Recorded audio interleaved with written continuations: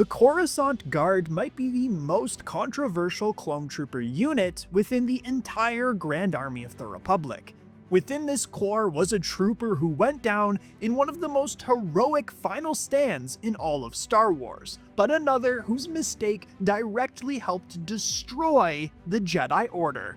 And that clone's name is Commander Fox. Designated CC-1010, Fox was the highest-ranking clone trooper within the Coruscant Guard. Fox was one of 100 clone troopers selected to participate in the ARC training program within the first few months of the war. Within this exclusive group, Fox, alongside other notable clones like Cody, Rex, and Bakara, were overseen by the ARC trooper Alpha 17. But Alpha wasn't just any clone. As an Alpha-class ARC trooper, he was personally trained by Jango Fett and had a similar personality to the bounty hunter. This meant his training program was very grueling, emphasizing the importance of individuality and independence for the clones who would become senior officers within the Grand Army of the Republic. Graduates of the program were rewarded with the right to take nicknames, which they could use instead of their numerical designations. Commander Fox went on to become one of the most decorated soldiers in the entire Grand Army of the Republic, bound by his fierce loyalty to Supreme Chancellor Palpatine. He spent little time around Jedi Knights, and thus was a lot more loyal to the Republic itself as an institution, especially compared to a clone who would have fought on the front lines alongside Jedi, like, say, Captain Rex. Lack of time spent around Jedi could also explain why he made dumb mistakes like, say, directing a group of suspicious separatist demolition droids right to Coruscant's power grid. There, they would of course destroy it and cause a citywide blackout that put a stop to peace talks with the potential to end the war.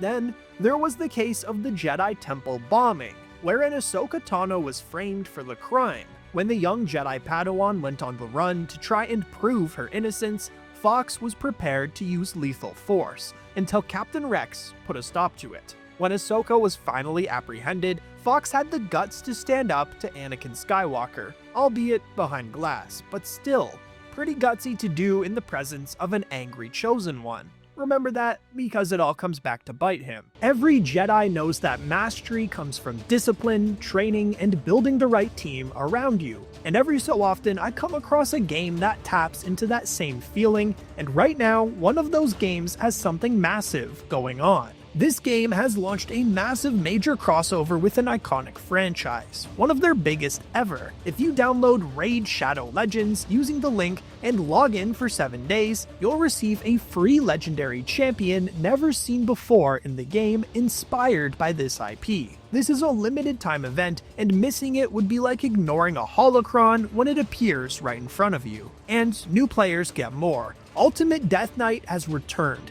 and you can unlock him for free with the promo code UDKING. Think of him as the tank of your squad, absorbing damage, protecting the team, turning enemy attacks against themselves. He shields your allies, weakens enemy legendaries, and survives long after others would fail. One of the reasons I enjoy Raid is the champion roster. Hundreds of warriors, mages, and guardians, each with their own factions, abilities, and lore. Alongside Ultimate Death Knight, Sun Wukong might just be my favorite champion. His self-revive and ability to place debuffs on enemies really come in clutch. If you haven't started your journey, now is the moment. Use the link in the description or scan the QR code to get Epic Fayne instantly, as well as Epic Tayrel once you hit level 15. And choose one legendary champion using any of the 6 codes shown on screen. My personal recommendation for an early game boost would definitely be Ultimate Death Knight, but remember that you can only pick one, so choose wisely. These rewards only unlock if you download directly through my link or QR code, plus come join my clan, Red Squadron, and we can take on some challenges together. The second time Fox hunted a wanted fugitive on Coruscant, things went even worse. This time it was ARC Trooper 5s, who had discovered the secret of Order 66 and the inhibitor chips that were implanted within the clones' heads, which would force them to comply with it. Just as 5s was about to share this newfound information with Rex and Anakin, Fox and his men came in, weapons at the ready. The ARC trooper reached for a weapon, and that was enough for Fox to open fire, hitting the clone directly in the chest. Fives would die, taking the potential for stopping Order 66 with him. Had Fox stunned Fives rather than use lethal force, the entire fate of the galaxy would have been altered. Fox continued to lead the Coruscant Guard as the Republic became the Galactic Empire, and was complicit in the execution of Order 66, personally viewing the Jedi as agitators and enemies of the state. Shortly after the initial events of Order 66, Fox was tasked with organizing a security perimeter around the Jedi Temple, while Darth Vader attempted to capture the surviving Jedi librarian Jocasta Nu. However, Fox forgot to inform his men of Darth Vader's description, leading them to open fire, having mistaken the new Sith Lord for a Jedi Knight. This mistake would ultimately cost Commander Fox his life, as Darth Vader snapped his neck. A bit of payback perhaps for the man once known as Anakin Skywalker. But while Fox died deservingly so after a dumb mistake, Commander Thorn went down in a legendary final stand. While his armor was similar to that of Fox, Thorn preferred a much heavier weapon, opting for a Z6 rotary blaster cannon nicknamed Hammer. That's because Thorn's character was inspired by the Marvel Comics superhero Thor, evident not only by his name and weapon, but the wings painted on the side of his helmet. Thorn wasn't the only Marvel-inspired clone who appeared in the Clone Wars Season 6, joined by Commander Doom, a nod of course to Doctor Doom. Commander Thorn accompanied Senator Padme Amidala to the planet Scipio for negotiations with the banking clan. However, this was a setup organized by Count Dooku, as separatist forces invaded and bombers attacked Thorn's position before waves of B-2 super battle droids and BX commando droids were dropped in by gunships. Thorn and his unit of shock troopers were quickly surrounded, but fought valiantly to the very last man. Thorn, as the last one standing, yelled out one final defiant for the Republic, but was soon killed after multiple blaster shots to the chest. A heroic sacrifice by an honorable soldier, and one remembered far more favorably by fans than Commander Fox. Designated CC-4477, Commander Thayer was another clone who attended the ARC training program alongside Commander Fox, and began his service as a lieutenant in the Coruscant Guard's diplomatic service branch, who were specifically tasked with escorting diplomats off-world and around the galaxy. During the early days of the war, Thayer accompanied Jedi Master Yoda during a mission to Rugosa. There, Thayer would be injured by separatist battle droids, but managed to survive with Yoda's help. While resting and speaking with Thayer and his men in a cave, Yoda advised Thayer to draw upon his individuality and patience. Sometime later, Thayer would ascend to the rank of Clone Commander, and began to lead the Coruscant Guard's Senate Building Security Detachment. He specifically was tasked with planning for a hypothetical separatist invasion of Coruscant, which, of course, happened during the final days of the war when General Grievous captured Chancellor Palpatine. After Order 66 and Emperor Palpatine's duel with Yoda, Thayer helped search for the Jedi Grand Master's body, ironically, the same Jedi who saved the trooper at the beginning of the war. His squad then accompanied Darth Sidious to Mustafar to rescue the severely injured Darth Vader. A member of Thayer's squad on Rugosa, Jack had a love for heavy weapons and favored a Z6 rotary cannon and RPS-6 rocket launcher. Though in the cave, Yoda would remind Jack that his best weapon was his mind. A little ironic if you think about the inhibitor chip that was literally in his head. However, Jack's story didn't end as a member of the Coruscant Guard.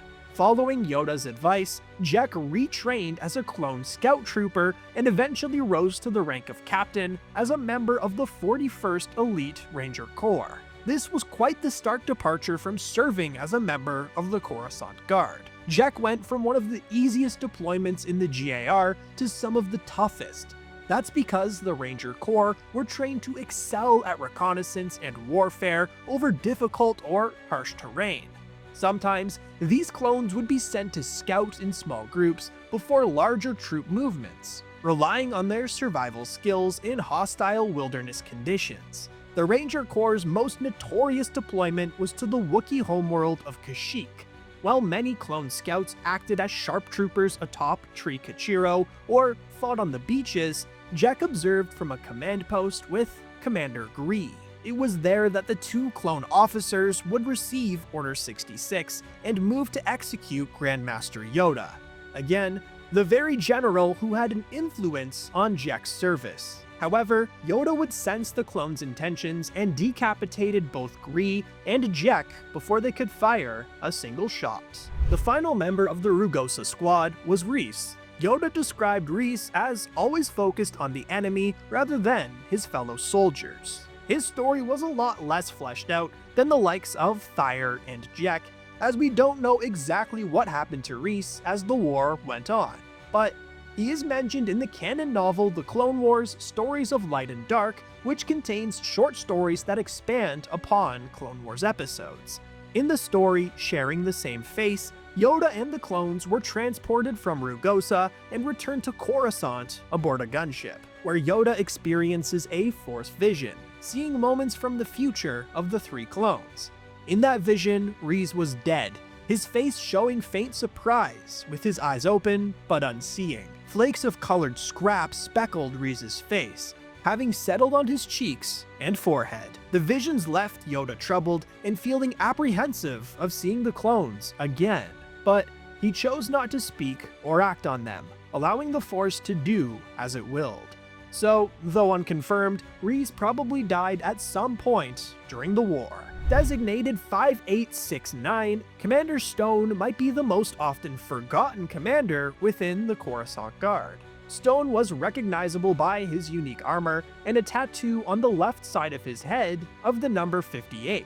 Only appearing in one episode of the Clone Wars, Stone, like Thyre, served in the diplomatic escort group and was tasked with escorting Senator Karras and Representative Jar Jar Binks to Florum for negotiations with Hondo Ohnaka's pirate gang.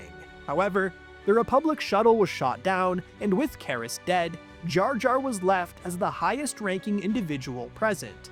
This left Stone with one of the hardest jobs in the entire Grand Army of the Republic: keeping the clumsy Gungans safe.